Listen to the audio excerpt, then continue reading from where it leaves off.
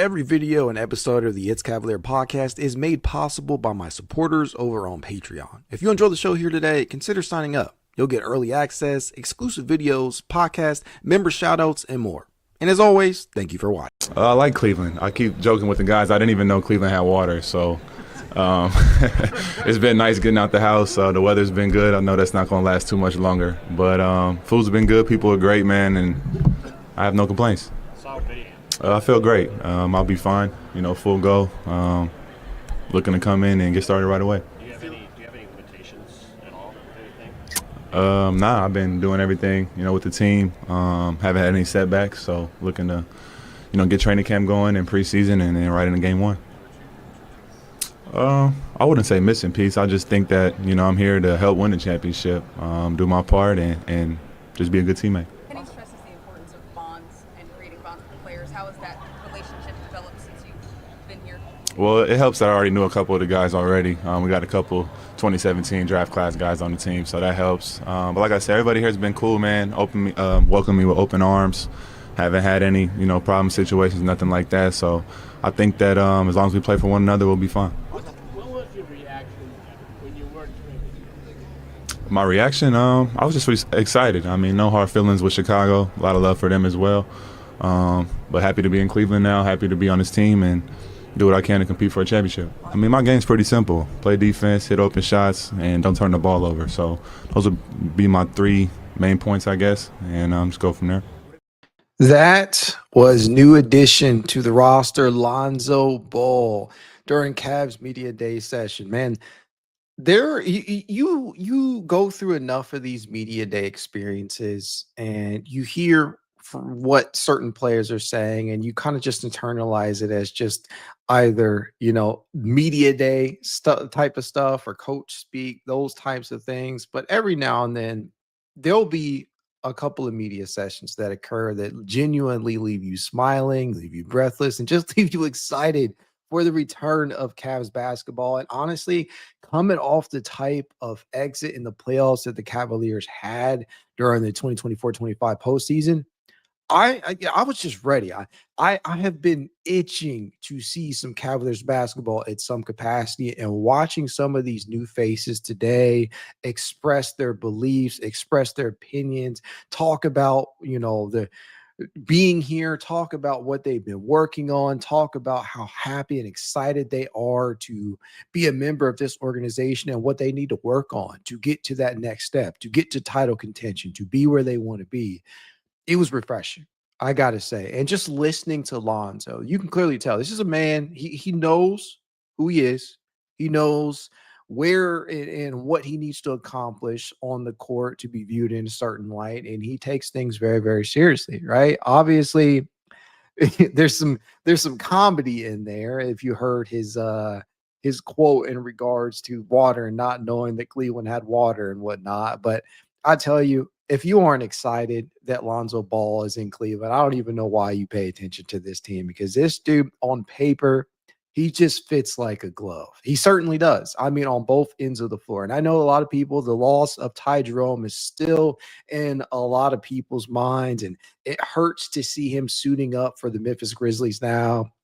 But I'll tell you what, on paper, this is about as good of a gamble as you can get. And I know, obviously, that trade included Isaac Okoro. He was another face that was not present at Cavs Media Day coverage. But I think when we look back at this moment in time, when we look back at this offseason, we're going to think of it as pivotal and key in this iteration of the Cleveland Cavaliers taking that next step forward, right? It kind of resonated with me, some of the things that were said today, right? DeAndre Hunter himself, he took the podium during his media session availability, and one of the things that he said was that you kind of need to go through this type of experience, meaning last year, that postseason exit, to know where you are. And he basically said that they weren't ready. That version of the Cavaliers, the 2024-25 version of the Cavaliers. And mind you, this is a player who came over midseason. Very, very tough to do. But he admitted this team just wasn't ready. And so heading into this offseason, I think Kobe Altman, Mike Gansey, and company, the rest of that front office, made it a point to cover up some of these glaring weaknesses on this roster. What do? They added much more positional and defensive versatility out there by acquiring the likes of Lonzo Ball, who on paper, again, theoretically profiles as one of the better two-way basketball players in this league. He can be a menace out there in the passing lanes as an on-ball defender. He has learned to play off the ball in terms of the offense. He is somebody that will confidently shoot the ball. He is somebody that will make plays for others while on ball or off ball by simply making that next pass out there and freeing guys up. This is a player that fits so damn well on this roster, assuming that he can stay healthy. And that is the big question mark for a number of these Cavaliers.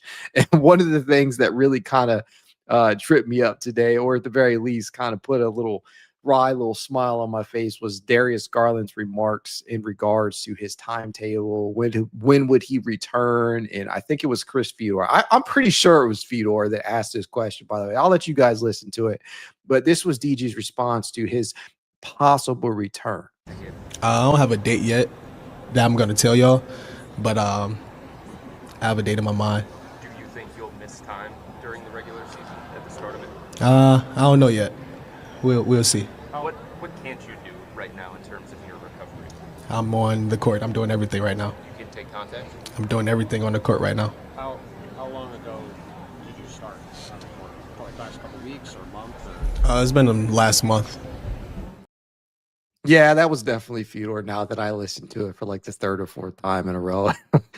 I mean, obviously, that's their job to press these players on timetables, and it's a tough thing to do out there. You have to be able to ask the tough questions, and obviously, Darius is sticking to his guns and elaborating like, hey, I'm doing everything on the court right now. He wasn't going to go into specific details about when he would exactly take the court, but it is at the very least encouraging to know that he himself is targeting a specific date. I don't think we're going to hear that. I don't think that's going to drop all of a sudden after media day coverage has ended. I don't think that's going to leak out or anything. But what I can say is that if he is being quoted as saying that he's able to do everything on the basketball court right now, I think that from a hypothetical standpoint, if Darius Garland needed to play right now, like if this was the NBA Finals right now, today, I think Darius Garland probably could step out on the court and contribute in some capacity.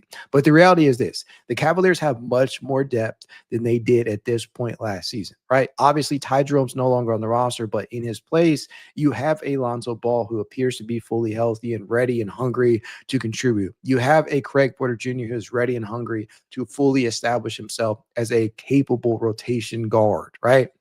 You have players like Jalen Tyson, who is ready to take that next step, whether that be on ball or off the ball or defensively, or there's just in many different areas that this young man that can contribute.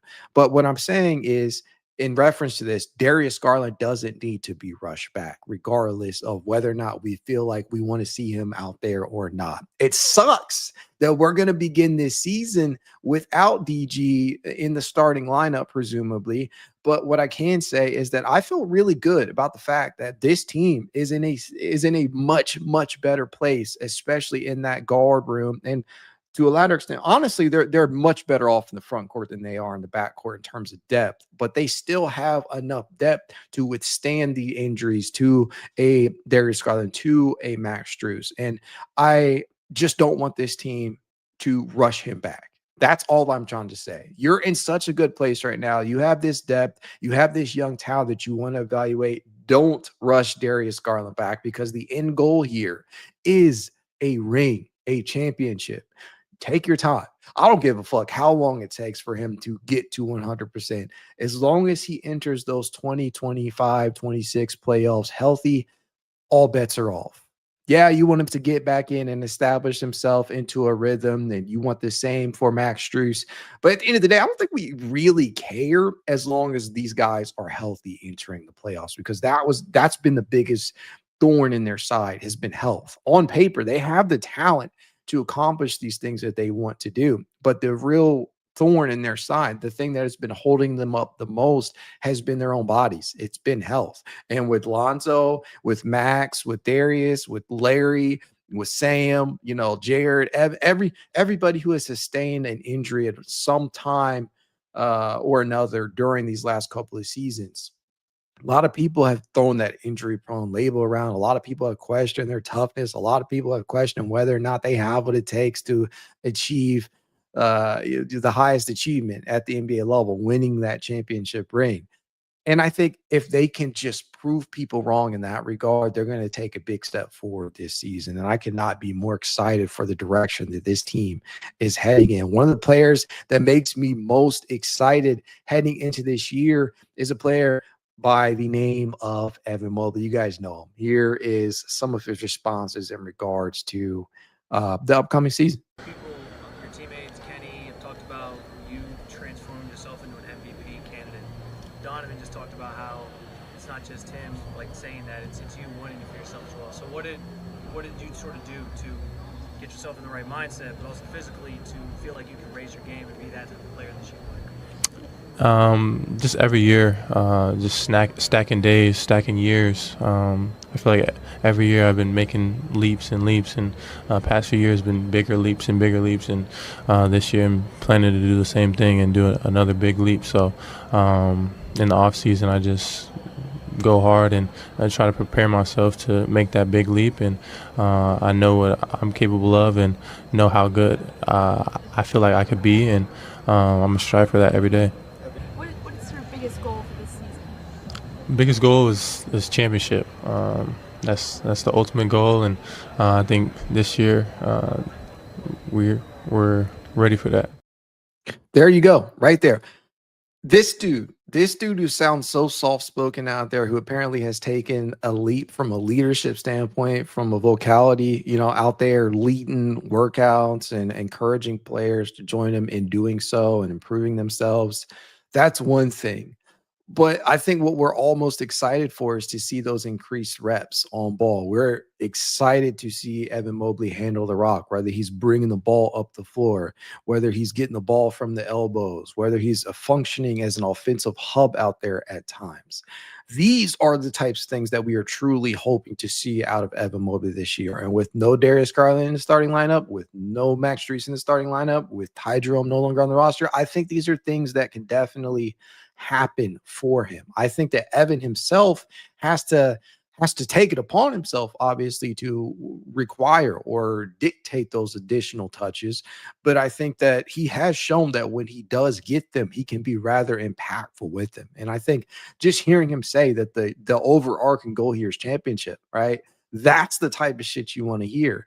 Yeah, I think that he wants to be an MVP. I think that being a top 5 player, being a top 10 player, wherever you have him at in your personal rankings, that's all stuff that's relative and that's important to us fans. But I think moreover, what these guys really want to achieve is championships.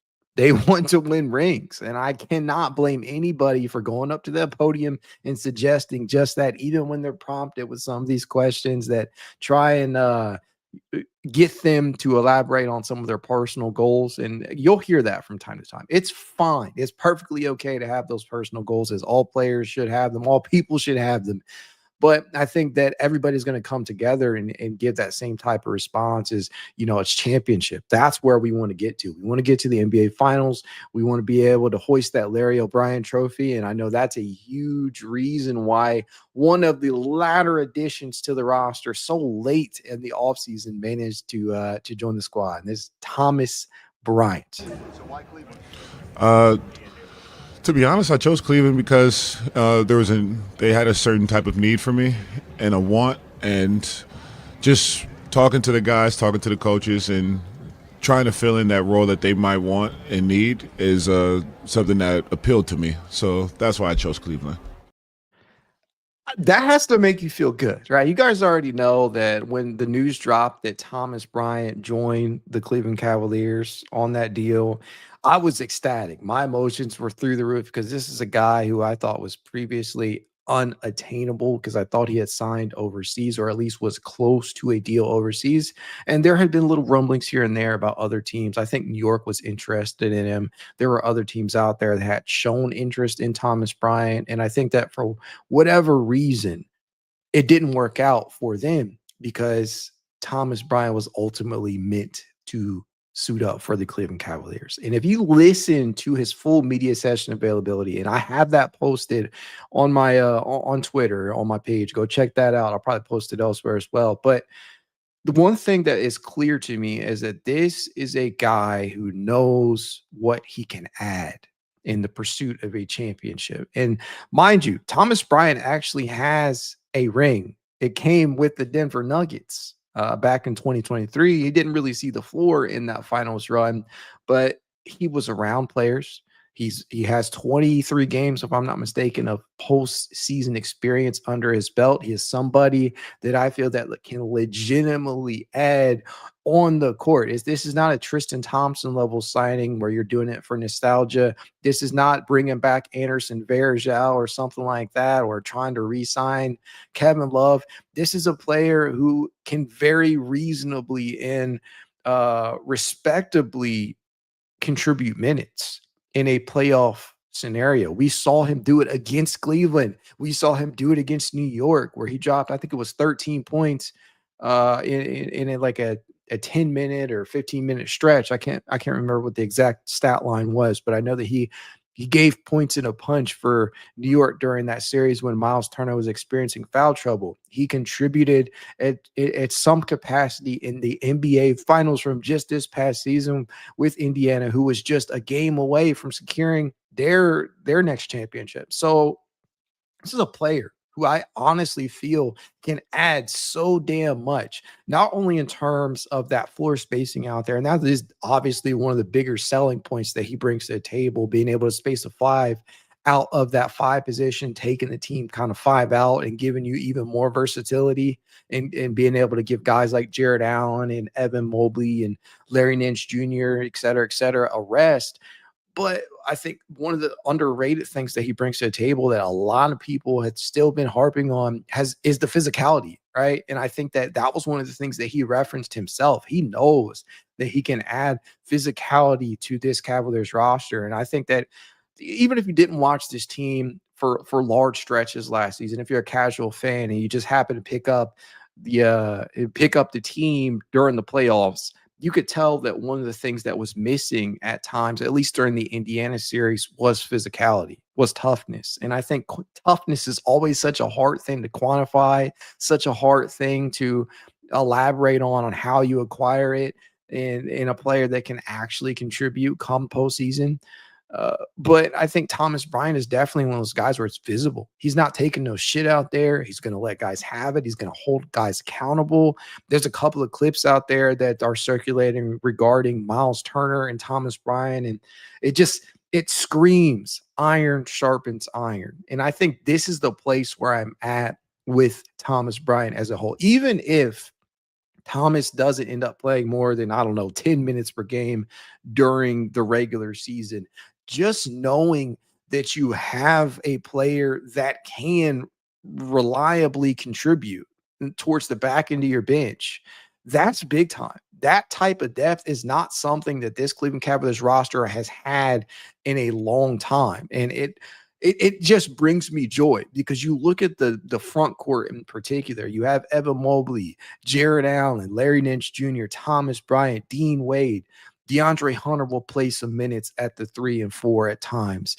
You have guys that are very versatile that can play up a position, like a Jalen Tyson, like a Lonzo Ball, who can step into play minutes at the 3 when needed. You got Sam Merrill, who's versatile enough to play the 2-3. Don that can play the 1-2. Max can play the 2-3. You just have so much positional versatility on this team that I think we're all really hoping that they have what it takes, like all the ingredients, like everything you need to win a title on paper. In theory, it is all there. You got the coaching experience and the creativity from Kenny Atkinson. You have the playoff risers and guys like Donovan Mitchell and Thomas Bryant. You have guys that are just itching to break out, like a Jalen Tyson or an Evan Mobley, who obviously has already broken out, but he could still take steps forward in a major way.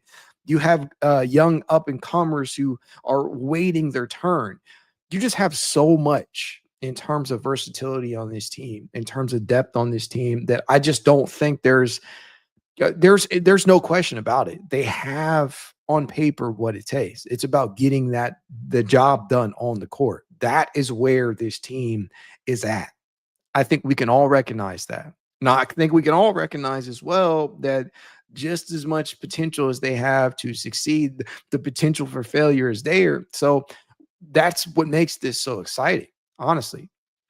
There is obviously the potential for failure, but there is so much in in terms of potential success that this team can experience come the playoffs. We've seen them do it in the regular season. We've seen them win 60 plus games. We've seen them get coach of the year love. We've seen them have multiple players added to the all NBA teams. We've seen them have multiple all-stars out there. We've seen a player finally win defensive player of the year. We've seen a lot of different shit during the regular season from this iteration of the Cavaliers. But what we haven't seen is them experience sustained success come the playoffs. And I think much of what you heard today was guys understanding, like, hey, this is where we need to finally break through. This is the type of thing that you want to hear out of your players, guys taking accountability. I think Jalen Tyson, one of the youngest players on the roster, obviously a second-year player going into a sophomore season, during his media session availability, was asked about his thoughts or how he felt, rather, after the postseason exit. And I thought his answer was pretty telling in regard to, not in regard to experiencing that outage. And it just goes to show you that all of these players are very, very aware of the situation that they are in.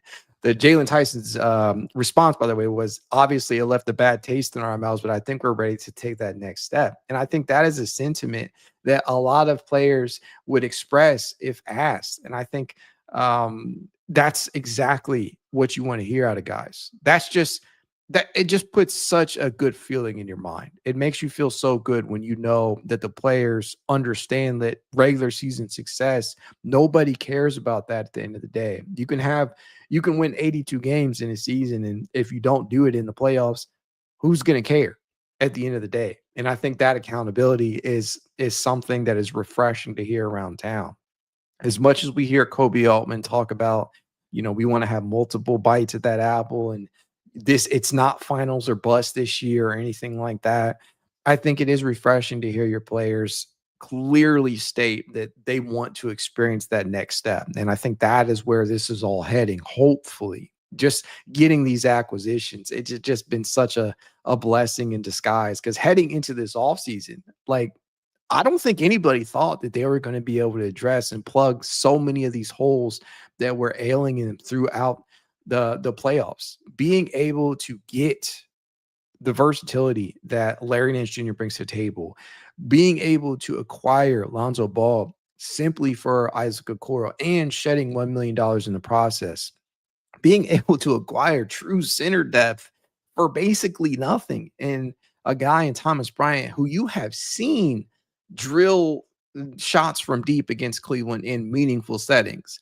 Just being able to acquire all that and it not costing that much, I think that this front office deserves a ton of credit. And again, I'm sure that we're all like waiting on bated breath in regard to the health of a lot of these players, Lonzo Ball and Larry Nance Jr. in particular, in at least in terms of the reserves, and then obviously Darius and Max, who would not necessarily put a timetable on his return as well. That's all in the forefront of our minds. But at the end of the day, I think we're extremely excited about the depth that we have. And just listening to a lot of people, a lot of players speak about where they're at, I just think that how can you not be excited about it? And that is the general happiness that Cavs Media Day usually puts in your mind. But I'm not gonna lie, this is one of the better ones that we've had in a while. I know that there were some issues earlier on with the audio, but I think that sometimes the players make it worth it, and that is exactly what today's result was. Just a bunch of guys giving us a lot of quotes. Alonzo stuff was hilarious. I think that you just listen to some of the wisdom that he was able to impart in terms of, I mean, again, he said his game is simple, and then listening to Thomas Bryant talk about what he can add to the equation. Clearly, these are players that fit what the team wants to do. And I think that's a big thing. That is a huge thing. Finding players who are just good character fits. good locker room fits, good veteran presence for the young guys on the roster. Those are things that align very, very clearly with what the Cavaliers want to do, and that's what they clearly did. That is what they clearly did. So I'm just stoked for this season to start. I know they got training camp. They are heading there today. That's crazy. It is so crazy to me that they hold this media day availability session, and then later on the day, a few hours later, they're jetting down to training camp to continue the progression, right? To continue getting better. That to me is just so awesome. Mason asked, what do you believe our weakest position is, even with our improvements this all season? That is a great question. I think that, first off, let me just say this. I think that our front court depth went from being one of the weaker things on this team to actually being at strength at this point in time, which is crazy to say that, right? Because just last season, people were bitching and complaining, including myself, right? We don't have any depth. If we experience an injury to Evan Mobley, if we experience an injury to Jared Allen, we're fucked at center, right? Because you cannot trust Tristan Thompson. God bless him. Respect to the 2016 title champion. That is Tristan Thompson, fan favorite guy that was brought back. But you don't want to trust Tristan Thompson come the playoffs. And the Cavaliers theoretically will not have to do that anymore. And the whole question begs right there is like, will the Cavaliers retire Tristan Thompson's jersey? Is he going to retire? Yada, yada, yada. But it just does me it does me good to know that the Cavaliers don't have to worry about depth, at least from an on paper standpoint. So I think the front court is definitely the strongest right now. And I'll include the three in there as well. I know the three is technically in the front court, but I think when a lot of people think of the front court, they just think of the 4 and 5. But I think at 3, now that you have Larry Nance Jr., now that you have Thomas Bryant, guys like Dean Wade and DeAndre Hunter can play more 3 than they have in years past, right? Dean is not going to be asked to play out of position. You're not going to ask Dean to play center. Dean, for those of you who are unaware, played 13% of his minutes at center this past season per cleaning the glass. And DeAndre Hunter, he played way more minutes than you probably want him to at the power forward this year. And obviously that was what he was comfortable doing and what they needed him to do in Atlanta and at certain points for Cleveland. And it helps to have that versatility from a positional standpoint.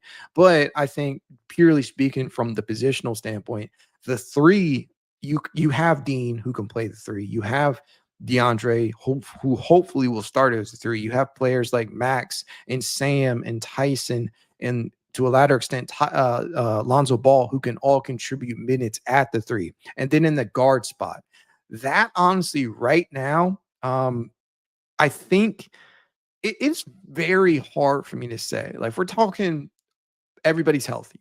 We're taking Darius Garland, Donovan Mitchell, Lonzo Ball, Craig Porter Jr., Jalen Tyson. I don't know how you want to classify Max and Sam. Do you classify them as guards? Do you classify them as wings? I don't know how you classify them yourself, but what I can say is that with the health issues that this team is experiencing, I think that your backcourt might be your weakest area right now. And I could be wrong. I mean, I'm definitely open to debating that with anybody, but at full strength, I think that becomes your second best spot.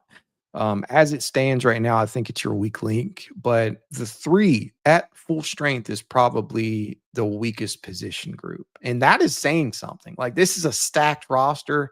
And just because you're the weakest link of the bunch doesn't mean you're chopped liver, obviously. I think that position group, simply because it's DeAndre Hunter, who is probably going to be a hell of a starter this year. Hopefully, Dean Wade, who is in a contract year. Beyond those 2, you don't have anybody who is like solidified at the 3. Jalen Tyson can theoretically play there. Max Strus, we have seen him be a very competitive player at the 3. We have seen him add things that I don't think a lot of fans expected him to, coming from Miami, being that guy who has such good chemistry with Jared Allen and Evan Mobley, being that DHO presence out there, being able to add that secondary ball handling and creation. Those are all guys that you can trust, but I think that when you're looking at the position groups, that might actually be the weakest. We'll see. Crofty says, Mac, we're so back. I agree, dude. I'm fucking stoked.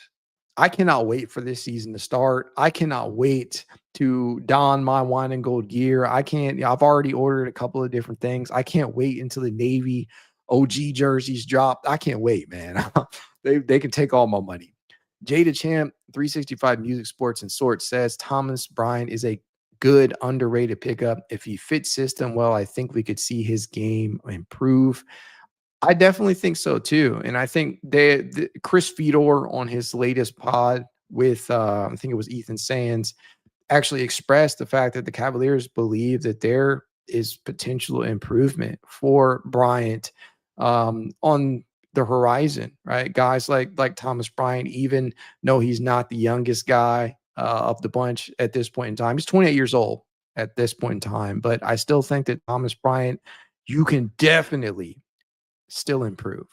I think the 3-point percentage is definitely something that could see an elevation. He did shoot just 32.4% from 3-point distance on low volume for both Miami and Indiana this year, but he is a career 34.6% shooter from deep. I think with the looks that the Cavaliers could offer him, I definitely am of the belief that we could see that percentage go up to like a 35, 36% type of thing on the season with a little bit of increased volume. But I think that's heavily dependent upon the play time for him. And at the end of the day, I don't really care how much he plays. As long as he stays healthy and available and ready in case you need him. I just don't want anybody on this roster to be overplayed, from the starters to the reserves. That's where I'm at. HJ17 Gaming says preseason game next Tuesday. I know, man. I can't wait. I cannot wait. This season is right around the corner. I think that when we look at the when we look at the end results of preseason, some of the faces that we saw on that training camp invite list won't be with the team anymore, at least in an official capacity. They'll be with the Charge. Guys like Tristan Inaruna and Norchad Omir and newest signing Killian Hayes. I think these are all players that we'll keep an eye on in regard to, at the very least, not Hayes, because Hayes has run out of 2A eligibility, but Norchad Omir and Tristan Inaruna, those two guys could be up for 2A contract if things go well. And I think that's perfectly in line with the timing of the contracts that they were given. There's so much to be excited about. That's all I'm trying to say. Crofty says, I'm going to be so poor buying the OG jerseys. Me too, man. I think one of the first ones that I'll probably buy is Lonzo Ball's. And for anybody who did not know, Lonzo could technically, like, if things shake out a certain way and he just has the most shitty season ever and he has an injury-riddled year, or the Cavaliers don't like what they see, the Cavaliers can actually pivot off of Lonzo Ball this or the following offseason, the 2026-27 offseason. They can pivot if they want to. But even if Lonzo only spends one season in Cleveland, I'm still buying the jersey. I mean, this is a player that I never thought would be in wine and gold, and I'm just very excited. So I'll be buying the jersey. Colin says, honest to goodness, I almost like the Thomas Bryant pickup more than Nance, even though I'm stoked about Larry. I'm not going to battle you about that. I think acquiring both was awesome. You guys know these are two players that I really campaigned for hard, and I'm glad the Cavaliers were able to get the job done. But purely based upon need, like that physical, big-bodied center out there that fits the mold of a traditional five who can actually space the floor, that is damn exciting. So I can definitely understand liking the signing more than Nance, but I think from a nostalgia standpoint, from a versatility standpoint, Larry Nance Jr., just as good of a pickup to me, just as good of a pickup. Tripp says, I love Thomas Bryant's attitude. I did too, man. I'm really, really excited about what he could potentially bring to the table. And again, even if he doesn't play, but maybe more than 10 minutes per game, that is still a huge pickup just because of what he does in pushing guys like Evan and Jarrett forward from a physicality standpoint in practice. Paul Williams says, love the channel. Still love the collab, bro. Cavs Daily. I'll reach out, man. Don't, for sure. They hate Cullen says, I just think Thomas Bryant is so physical on the offensive glass, and you can go up against guys like Mitchell Robinson as well. Yeah. So when you look at the Eastern Conference in particular, Thomas Bryant could be matching up with guys like Mitchell Robinson in New York. He could be taking on Wendell Carter Jr. in Orlando. There's the Miles Turners of the world in Milwaukee, a guy who he backed up just last season. And there's more, especially if you look in the Western Conference. But I think having that nice switch up, even if Thomas Bryant is not in the immediate playoff rotation, having the ability to switch up to a more physical big in Bryant from Larry Nance Jr. if you need to, that's big. That's huge. And as we all know, like the playoffs are all about adjustments. They're all about timing and making sure that you're adjusting in real time, especially in regard to players in particular. Maybe a player is working out at a certain spot. Maybe they're not.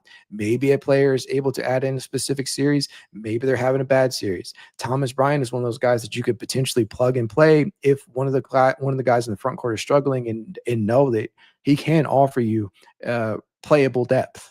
And that's what has been the biggest thing this year, this offseason, has been adding playable depth. And I think they accomplished just that. The hit Colin also says, love the fact our guys are getting ball handling reps against Killian. That's one thing he is good at, is on ball defense. And obviously we need ball handling reps after that Indy series. So Killian Hayes is a player that, I mean, people are obviously going to consider him a bust relative to where he was signed at. And I think that's perfectly fine to suggest as much. But one thing that he is good at, as they had Colin suggest here, is the perimeter defense, the defensive side of the ball. The size that he offers at around 6'5" or so, that's big time. He ranked within the 73rd percentile in matchup difficulty this past season. He ranked during the 2023-24 season, he ranked in the 76th percentile in defensive positional versatility in 2023-24.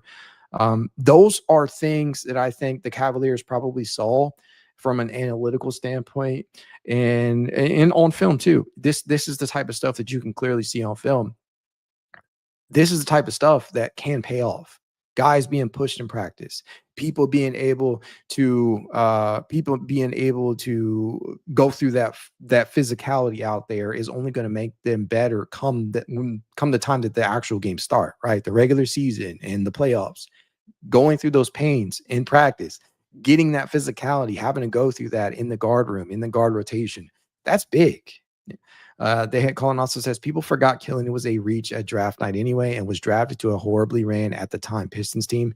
Yeah, I mean, listen, he doesn't have two-way eligibility left, but what I will say is if a certain need should come up, if something should happen, God forbid there's a rampant amount of injuries, what the Cavaliers could potentially end up doing is signing him outright.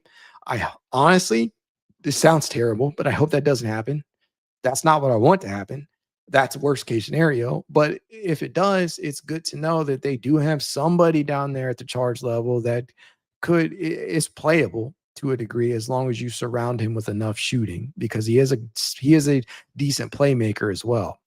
And the size that he has, I think that is potentially good, at least at the charge level. So I don't know. We'll have to see what happens, but I cannot wait for this season to start. I know you guys can't either. And I'll leave things off by saying this.